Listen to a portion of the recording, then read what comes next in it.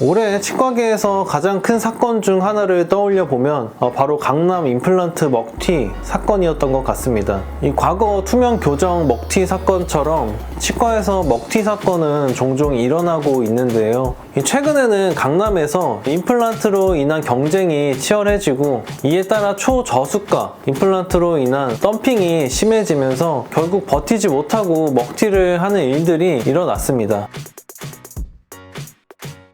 네, 안녕하세요. 치과 알려주는 남자입니다. 여러분, 벌써 2024년이 마무리가 되고 있는데요. 이번 2024년 어떤 한 해를 보내셨나요? 되돌아보면 힘든 일도 많았던 것 같지만 역시나 다 지나갔습니다. 2024년은 개인적으로도 정말 많은 일들이 있었는데요. 여러 일 중에 가장 뿌듯한 일 중 하나가 바로 유튜브를 시작한 것입니다. 2024년을 시작할 때 무슨 일이 있더라도 일주일에 하나씩 영상을 올리자고 스스로에게 다짐을 했던 기억이 있는데요. 어떤 마케팅 업체의 도움 없이 혼자 대본을 쓰고 촬영, 편집까지 한다는 게 처음에는 쉽지 않았습니다. 할 수 있을까? 라고 의심하면서 무작정 했던 것이 어느덧 1년이 돼가고 어느 순간 저는 정말 일주일에 하나씩 영상을 습관적으로 올리고 있었습니다. 이렇게 스스로 정한 약속을 지키다 보니 2025년에는 어떤 일을 해볼까 내심 설레기까지 하는데요.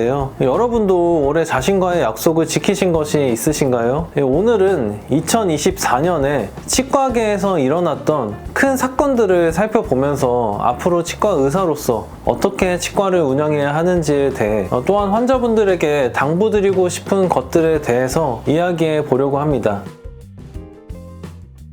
올해 치과계에서 가장 큰 사건 중 하나를 떠올려 보면 바로 강남 임플란트 먹튀 사건이었던 것 같습니다. 이 과거 투명 교정 먹튀 사건처럼 치과에서 먹튀 사건은 종종 일어나고 있는데요. 최근에는 강남에서 임플란트로 인한 경쟁이 치열해지고 이에 따라 초저수가 임플란트로 인한 덤핑이 심해지면서 결국 버티지 못하고 먹튀를 하는 일들이 일어났습니다. 예전 영상에서도 이야기한 적이 있지만 이 대형 덤핑 치과에서의 가장 큰 문제점은 책임감이 상대적으로 낮은 페이 원장님들이 너무나도 많은 임플란트 수술을 하는 것이고, 더 큰 문제는 이런 페이 원장님들이 너무 자주 바뀐다는 것입니다. 물론 페이 원장님들이 실력이 좋고 진료를 절대 대충 하지는 않습니다. 하지만 임플란트는 관리가 더 중요하다는 점에서 오래 있을 수 있거나 또는 오래 있을 예정인 원장님에게 받는 것이 더 좋을 수 있습니다. 또 대표 원장이 바뀌거나 심지어는 치과 의사가 대표가 아닌 치과들이 점점 많아지고 있습니다. 이 마케팅 업체나 사무장이 운영하는 치과들로 인한 피해는 결국 환자분들에게 돌아갈 수밖에 없습니다. 보통 이런 치과들은 1년, 2년 안에 비용을 털고 양도양수를 하는 식으로 운영이 되기 때문에 제대로 환자분들을 관리할 수가 없습니다. 이 영상을 보시는 분들은 제발 치과를 고르실 때 믿을 만한 치과, 적어도 그 치과의 진짜 주인이 치과 의사인 치과에서 치료를 받으실 것을 꼭 권해드립니다.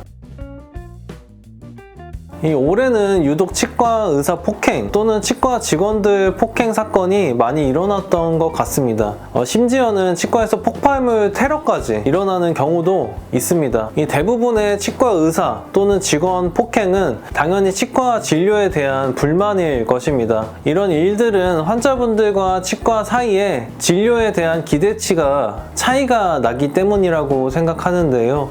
보통 환자분들이 치과 치료 후에 기대하는 것은 원래 예전에 건강했던 자연치의 느낌일 수 있지만 사실 치과 의사의 치료 목표는 완전한 환자분의 자연치의 복원이 아니라 불편함 없이 식사를 하는 것이라는 점에서 대부분의 경우 환자분들과 치과 의사 사이에 기대치에는 차이가 있을 수 있습니다. 이 갭을 줄이기 위해 서로 노력을 해야 한다고 생각하는데요. 치과 의사는 환자분의 원래 치아만큼은 아니지만 그 정도의 자연스러운 느낌을 주기 위한 좋은 진료를 하기 위해 끊임없이 노력해야 할 것이고, 또한 환자분들과 충분한 대화를 통해 치료 후에 기대치에 대해서는 어느 정도는 타협이 필요할 수 있습니다. 이런 노력이 결국 치과 치료 기술의 발전을 만들어낼 수 있다고 생각을 합니다. 최근에는 일본에서 치아를 재생하는 약을 어느 정도까지 개발했다는 뉴스를 봤는데요. 임플란트도 생각보다 역사가 그리 길지 않다는 것 혹시 알고 계시나요?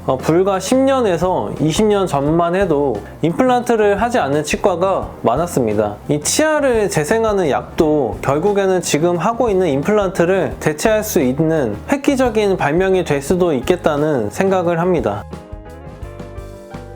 최근에 여러 정치, 경제적인 상황과 맞물려서 많은 분들이 힘들어 하신다는 이야기를 듣곤 하는데요. 저는 개인적으로는 정직하게 열심히 하는 사람들이 결국에는 좋은 결과를 얻을 수 있다고 생각합니다. 2025년 노력하시는 만큼 꼭 좋은 보상이 있을 거라고 확신합니다. 2025년 많은 분들에게 최고의 해가 되길 바랍니다. 그럼 저는 내년에 더 좋은 영상으로 찾아뵙겠습니다. 감사합니다.